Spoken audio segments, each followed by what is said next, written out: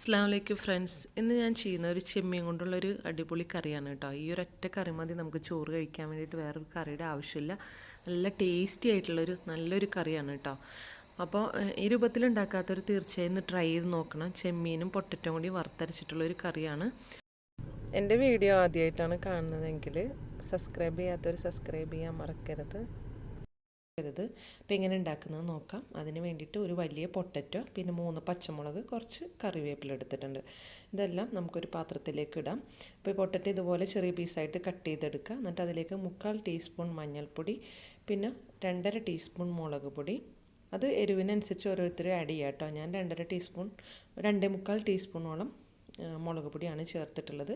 പിന്നെ 3 ടീസ്പൂൺ മല്ലിപ്പൊടി, ഒരു ടീസ്പൂൺ നിറച്ചെടുത്തിട്ടുണ്ട്. അങ്ങനെ ഒരു 3 ടീസ്പൂൺ മല്ലിപ്പൊടി എടുത്തിട്ടുണ്ട്. അതും കൂടി ഇടുക. ആവശ്യത്തിനുള്ള ഉപ്പിട്ട് കൊടുക്കുക.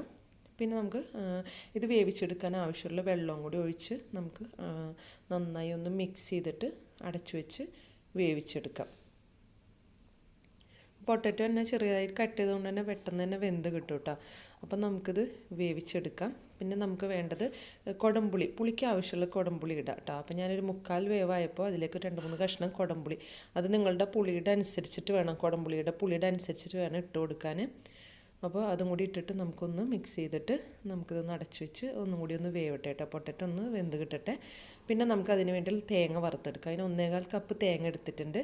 അതിലേക്ക് 1/2 ടീസ്പൂൺ പെരിഞ്ജീരകം.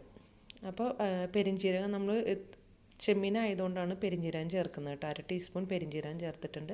2 ചെറിയ ഉള്ളി ഒന്ന് കട്ട് ചെയ്തെടുത്തിട്ടുണ്ട്. പിന്നെ 2 കറിവേപ്പില ഇതുപോലെ ഒന്ന് പൊട്ടിച്ചിട്ട് കൊടുക്കാം. ഇതും കൂടി ഇട്ടിട്ട് നന്നായി ഒന്ന് വറുത്തെടുക്കണം. അപ്പോൾ നല്ലൊരു ബ്രൗൺ കളർ, ഗോൾഡൻ ബ്രൗൺ ആവുന്നവരെ ഒന്ന് വറുത്തെടുക്കണം. അപ്പോൾ നല്ല കളറായിക്കോട്ടെ കേട്ടോ. നല്ല കറിക്ക് നല്ലൊരു കളറ് കിട്ടുള്ളൂ. പിന്നെ നമ്മളിത് നല്ല എല്ലാം തേങ്ങ ഒരേപോലെ വറുത്ത് കിട്ടണമെന്നുണ്ടെങ്കിൽ ഒന്ന് മിക്സിയിലിട്ട് പതുക്കെ ക്രഷ് ചെയ്തിട്ട് വറുത്തെടുത്താൽ തേങ്ങ എല്ലാം ഒരേപോലെ വറുത്ത് കിട്ടും. എന്നിട്ട് നമ്മളിപ്പോൾ പൊട്ടറ്റോ വെന്തിട്ടുണ്ട്, കുറച്ച് വെള്ളമൊക്കെ ഉള്ളത് വറ്റിയിട്ടുണ്ട്. അതിലേക്ക് നമുക്ക് ഈ ചെമ്മീൻ ആഡ് ചെയ്ത് കൊടുക്കാം. ചെമ്മീൻ്റെ അളവ് ഞാൻ പ്രത്യേകിച്ച് പറയുന്നില്ല, നിങ്ങളുടെ കയ്യിൽ എത്രയുണ്ടോ അതിനനുസരിച്ച് ചേർത്ത് കൊടുക്കാം കേട്ടോ. അപ്പോൾ ചെമ്മീൻ ഇട്ട് കൊടുക്കാം. പിന്നെ നമ്മൾ അരച്ചത് ഇതിലേക്ക് ഒഴിച്ചു കൊടുക്കാം. നന്നായി പേസ്റ്റാക്കി അരച്ചിട്ടുണ്ട്. അപ്പോൾ നമുക്ക് ഈ അരപ്പ് നന്നായി തിളച്ച് കുറുകി വരുമ്പോഴത്തേക്ക് ചെമ്മീൻ വെന്ത് കിട്ടും. അതുകൊണ്ടാണ് ചെമ്മീൻ അവസാനം ചേർത്തത് കേട്ടോ. എന്നിട്ട് നമുക്ക് കുറച്ച് വെള്ളം കൂടി ആഡ് ചെയ്ത് നന്നായി ഒന്ന് മിക്സ് ചെയ്ത് എല്ലാം കൂടി നന്നായി മിക്സ് ചെയ്യുക. എന്നിട്ട് ആവശ്യമുണ്ടെന്നുണ്ടെങ്കിൽ ഉപ്പ് വേണമെന്നുണ്ടെങ്കിൽ ഇട്ട് കൊടുക്കുക കേട്ടോ.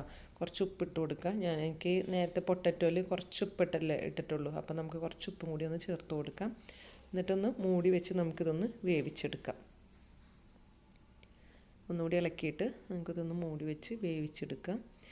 വേവിച്ച് ഇതിൻ്റെ കുറച്ച് തിക്കായി ഒന്ന് കുറുകി വരുന്നവരെ നമുക്കിതൊന്ന് വേവിച്ചെടുക്കാം. ഇടയ്ക്കൊന്ന് ഇളക്കി കൊടുത്താൽ മതിയാവും കേട്ടോ.